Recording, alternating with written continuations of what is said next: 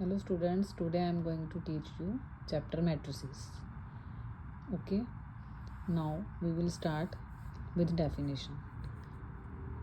Definition of matrix. A matrix is a arrangement. Matrix is an arrangement of numbers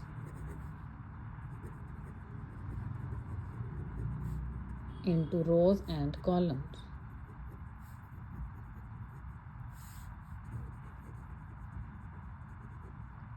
अब हम इसको represent कैसे करते हैं? देखो, मैट्रिक्स को कैसे रिप्रेजेंट करते हैं, उसके लिए हम सबसे पहले एक बॉक्स बनाते हैं। उसमें हम कोई भी नंबर लिखते हैं, जैसे 4, 5, 6 कुछ भी लिख लो आप, वॉट एवर यू वॉन्ट, 2, 4, 8। तो जैसे हम ये रिप्रेजेंटेशन ऑफ मैट्रिक्स होती है। ओके, तो हमने इसमें कैसे बताना है कि ये किसका अरेंजमेंट है, रोज़ एंड कॉलम्स का। तो वो कैसे डिफाइन होता है? अब जैसे 4, 5, 6 है, हमने जस्ट इसको हाईलाइट करना है। जो ऐसे हॉरिजॉन्टल वे में है ना, 4, 5, 6, तो इसको बोलते हैं row. This is row 1।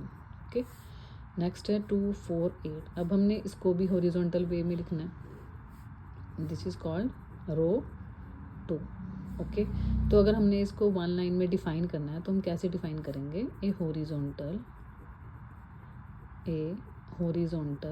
Series of numbers. Now we can write this way. Now similarly we can write 4, 5, 6, 2, 4, 8 again, and this is represent column 1। 5, 4 ये भी एक कॉलम है, इसको हम लिखेंगे कॉलम 2। ओके, एंड जो 6, 8 है, इसको हम क्या लिखेंगे? Column 3। Okay, this is representation of columns and this is representation of रोज। तो अब कॉलम को हम कैसे डिफाइन करेंगे? अगर हमने वन लाइन में लिखना हो तो vertical series, A vertical series of numbers. Okay, यहाँ तक क्लियर है सबको? सबसे पहले हमने मैट्रिक्स को डिफाइन करना है कि इसको रोज़ एंड कॉलम में ही सिर्फ लिख सकते हैं और किसी तरह नहीं लिख सकते। तो रोज़ एंड कॉलम्स को कैसे बोलना है? जो हॉरिजॉन्टल नंबर्स हैं उसको बोलना है रो 1, रो 2, रो 3। आप जितनी मर्जी का बना सकते हो। ऐसे जो कॉलम है C1, C2, C3, इन दोनों का कम्बिनेशन जो होता है तो वो क्या बन जाता है? एक मैट्रिक्स।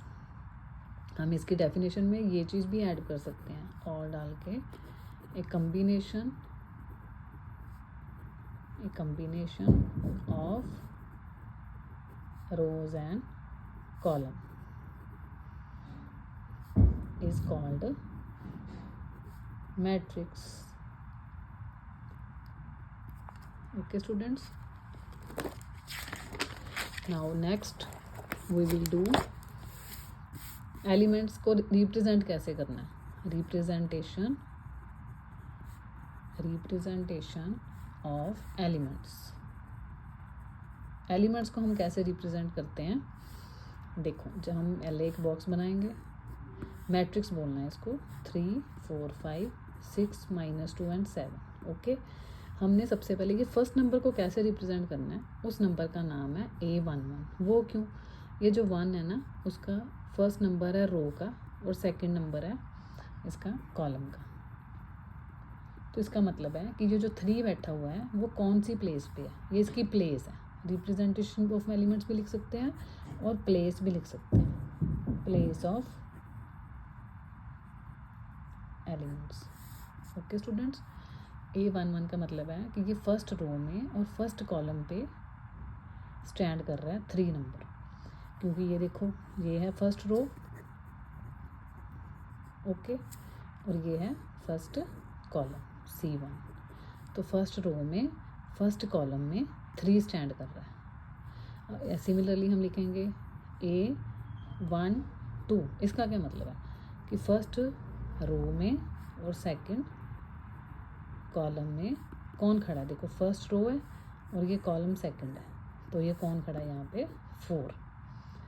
सिमिलरली हम लिखेंगे A13 मतलब फर्स्ट रो पे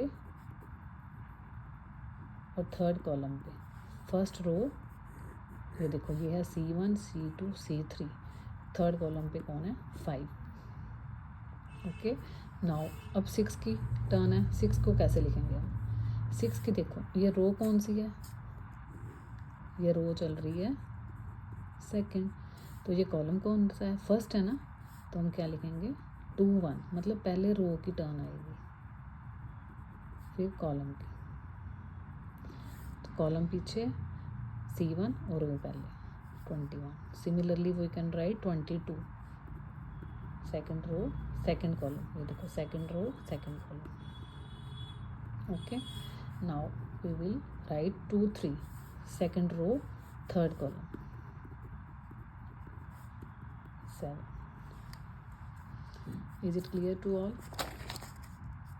नेक्स्ट देखो, कमेंट सेक्शन में बता देना अगर आपको कोई भी प्रॉब्लम हुई, then we will discuss again. This is representation of elements.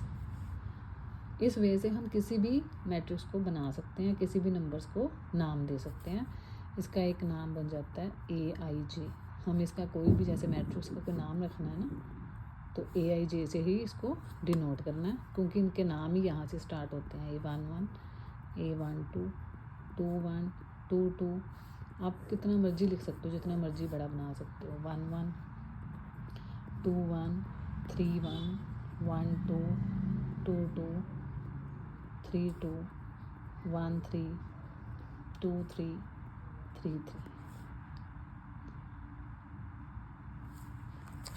अब नेक्स्ट टॉपिक में हम इसका पढ़ेंगे ऑर्डर ऑफ अ मैट्रिक्स। अब ये क्या होता है? ऑर्डर ऑफ मैट्रिक्स का मतलब होता है कि हमने कितना बड़ा मैट्रिक्स बनाया है। जैसे हमने 2 4 5 6 लिखा है। ओके, तो इसमें कितनी रोज़ हैं? रो 1। इसमें कितनी रो है? रो 2। तो कॉलम कितने हैं? C1 and C2। तो ऑर्डर का मतलब होता है हमने सबसे पहले लिखना है ऑर्डर ऑफ मैट्रिक्स में हम क्या लिखते हैं? नंबर ऑफ रोज, मतलब रोज को काउंटिंग करके लिखो, मल्टीप्लाई नंबर ऑफ कॉलम्स। इतने कितनी रोज हैं हमारी? नंबर ऑफ रोज कितनी है 2 और कॉलम कितने हैं 2। इट मीन्स कि ये वाले मैट्रिक्स का जो हमारा ऑर्डर है वो 2 क्रॉस 2 है। सिमिलरली अगर मैं ऐसे लिखूं 2 4 5 6 9 3 एंड 4 अगेन 14, या आप लिख लो कोई भी 1 7, कुछ भी लिख लो। तो ये कितनी रोज है? R1 R2 R3, और ये क्या होगी? C1 C2, this is C3। तो इसका ऑर्डर क्या आएगा? 3 क्रॉस 3, मतलब 3 columns and 3 rose.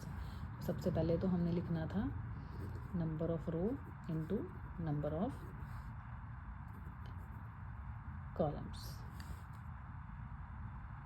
Okay students, in this way we can write the order of a matrix.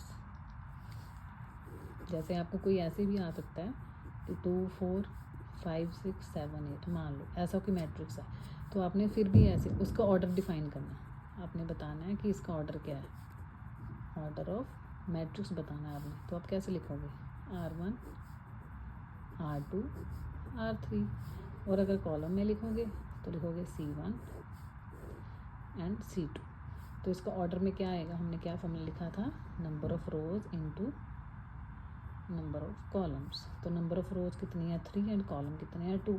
तो इसका ऑर्डर बन गया 3 cross 2। Now this is all about the order of a matrix.